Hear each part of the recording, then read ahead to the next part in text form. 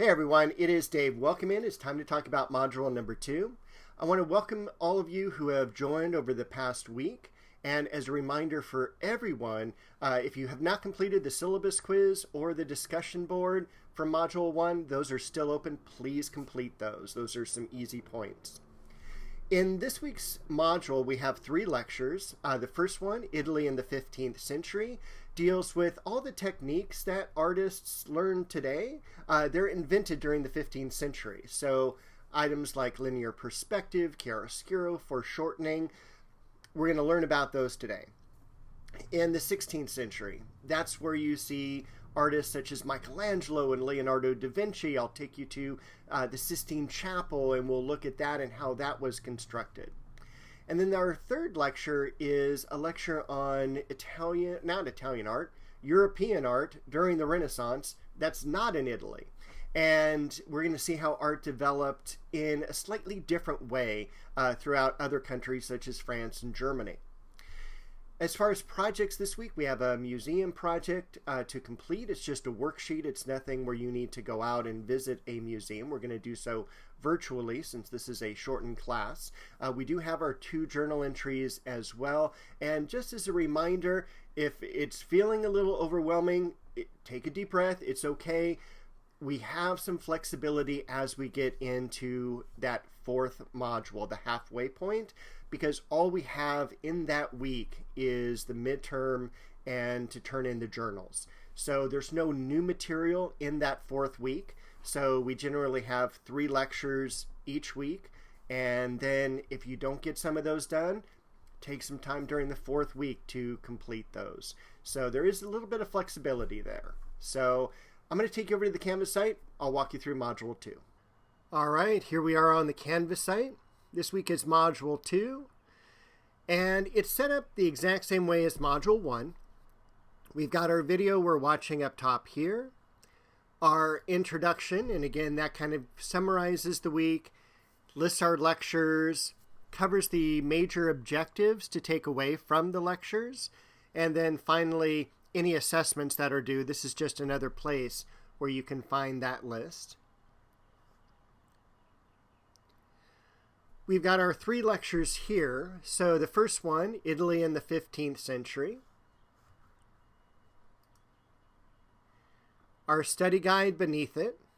And then our further exploration section. So we've got a couple readings, but only one we really have to do. Portraiture in Renaissance and Baroque Europe is the required reading. The second one is actually a book about perspective, and this is one of the cool things we're going to learn about from the 15th century, and it is just kind of a really cool technique. We're going to be practicing that in our journal. We also have a video on perspective. This one is optional because it's about 30 minutes long, but it's very interesting. And then definitely you want to watch the lecture on Donatello's David. That's the most important sculpture created during this century. After that, Italy in the 16th century. That's all the major artists that we're familiar with. The study guide and then the further exploration section has a really cool tour of the Sistine Chapel. So once you enter through the portal, you can zoom in and zoom out, take a look at all the art that's there.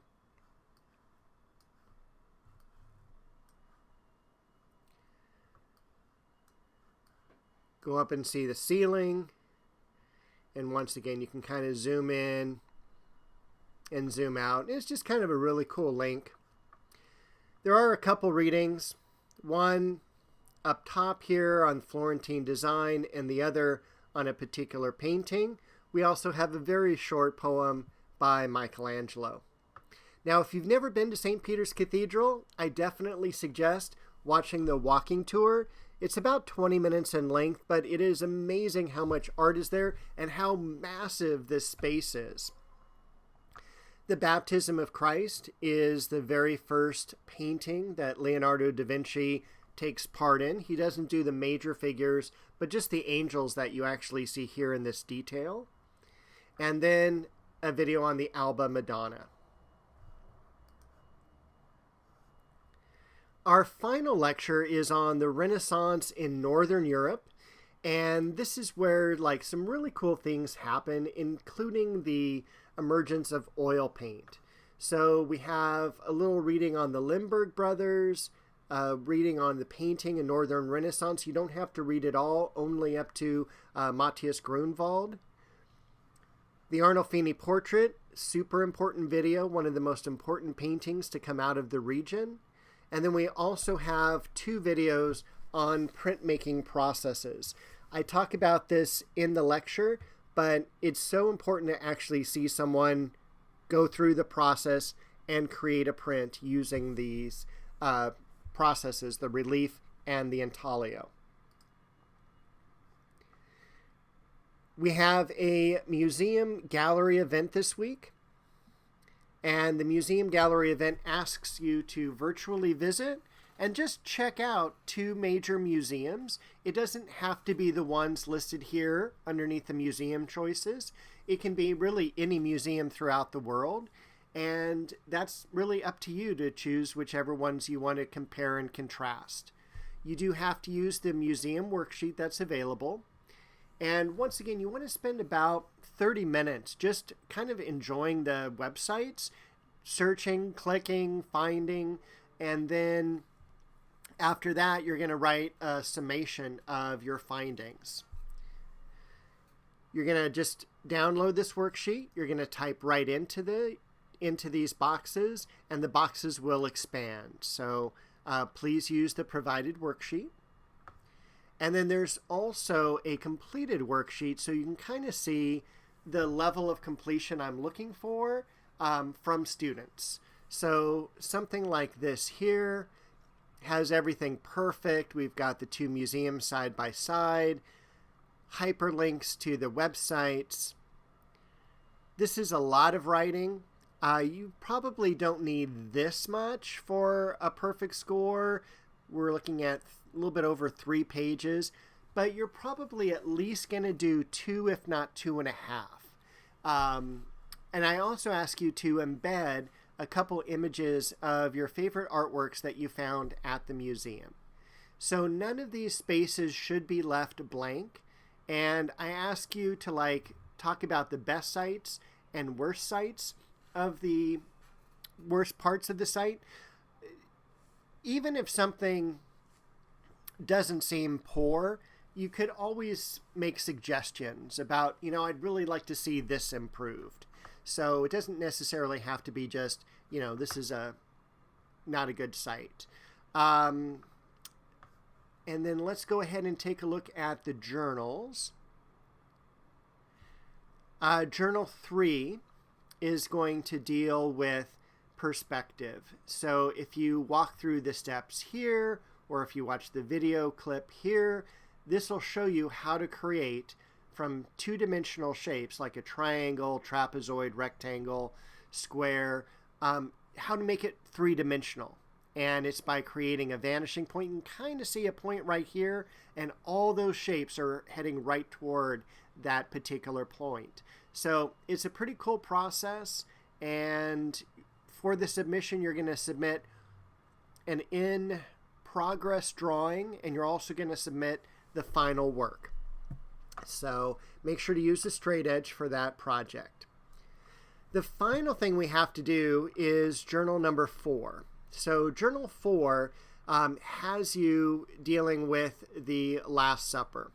So what you're going to do is you're going to open the PDF here, and this is after you've watched the lecture on the 16th century Renaissance.